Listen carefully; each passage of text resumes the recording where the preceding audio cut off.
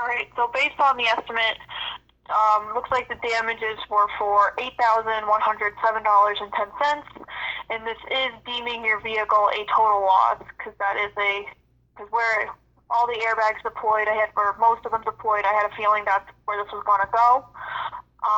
So let's see. Yeah, because my vehicle, I saw that the value was at like 10 or 11,000 though. Right. So, but since we're at 8,000, because let's see, we are over the threshold for total loss because I think damages have to be they have to be like 70%. And let me see here. Just double check my math.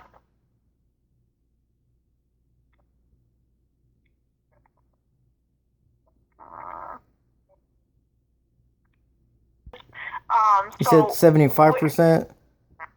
I'm sorry? You said 75%? Yeah, so basically what that means is, your vehicle's met the total loss threshold for the state of Texas. So where this claim goes from here, since the vehicle is being deemed a total loss, I'm going to send the vehicle portion of the claim over to our total loss department where they're going to take it over from here. But if you still want to get your vehicle repaired, I mean, that's obviously an option that you have. You would just